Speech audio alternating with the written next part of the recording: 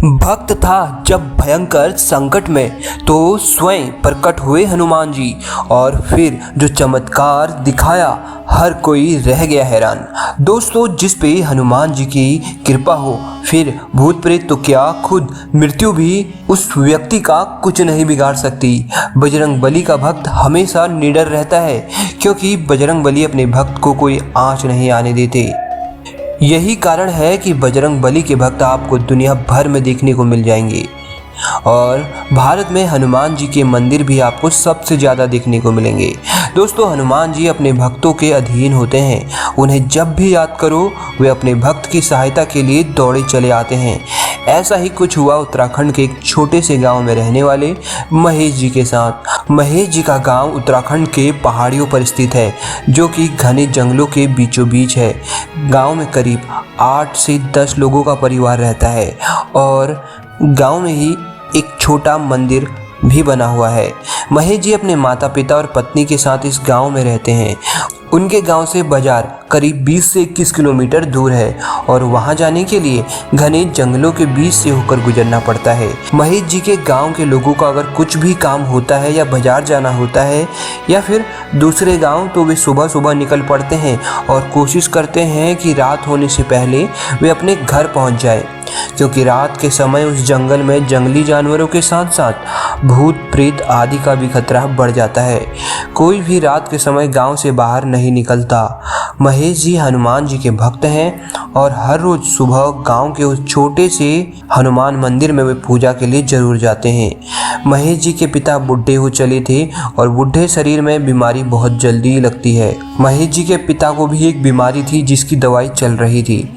हर हफ्ते उस दवाई को लेने महेश बाजार जाया करता और शाम होने से पहले घर पहुंच जाया करता। एक दिन अपने पिता की दवाई लेने महेश जंगल के रास्ते बाजार गया।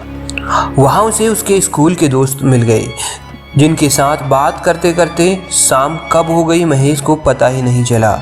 महेश ने देखा कि अरे अब तो शाम होने लगी, मुझे घर के लिए निकलना पड़ेगा वरना रात जंगल का रास्ता सुरक्षित नहीं है। और वह अपने दोस्तों को अलविदा कहकर निकल पड़ा। पर दोस्तों, क्योंकि बाजार से घर बहुत दूर था इसलिए अब महेश जी को काफ़ी देर हो चली थी और धीरे धीरे अंधेरा बढ़ने लगा। जैसे ही महेश जंगल के बीचों बीच पहुंचे तो अचानक उन्हें झाड़ियों में हलचल होती महसूस हुई, परंतु उन्होंने उस ओर ध्यान न देते हुए जल्दी जल्दी अपने कदम घर की ओर बढ़ाए। तभी अचानक उन्हें ऐसा लगने लगा कि कोई उनकी कमीज पकड़े उन्हें खींच रहा है, पर वे बस जल्दी से घर पहुंच जाना चाहते थे तो वे बढ़ते ही रहे, उन्होंने पीछे नहीं देखा। तभी एक आवाज़ आती है, महेश पीछे देखो, सुनो, मुझे तुम्हारे साथ चलना है, मुझे देखो तो सही। महेश आवाज़ सुन डर सा गया और डरते हुए जोर से बोला, कौन हो तुम? वो आवाज़ बोली, मैं इस जंगल में ही रहता हूँ, पास ही में मेरा घर है, चलो मेरे साथ, तुम थके लग रहे हो। महेश डरते हुए बोला, मैं नहीं चलूँगा। तभी वह आवाज़ और तेज हो गई, महेश रुक जा और पीछे देख।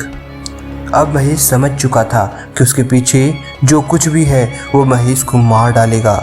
महेश ने उस समय हनुमान जी को याद किया और हनुमान चालीसा पढ़ने लगा।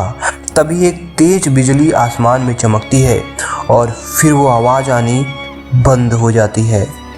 महेश तेजी से अपने घर की तरफ भागने लगा और जब तक घर नहीं पहुंचा तब तक हनुमान चालीसा पढ़ते रहा। घर आकर उसने अपने घर वालों को वो सारी बात बताई जो जंगल में उसके साथ हुई थी। घर वाले भी उसके लिए परेशान थे और वे भी घर में हनुमान जी का ही स्मरण कर रहे थे। महेश की माँ बोली, बेटा तुम्हें हनुमान जी ने उस भूत से बचाया जो जंगल में तुम्हारे पीछे पड़ा था।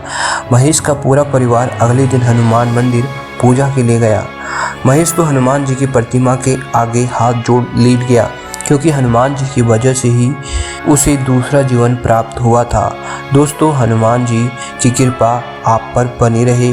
प्लीज़ कमेंट बॉक्स में जय बजरंगबली जरूर लिखिएगा।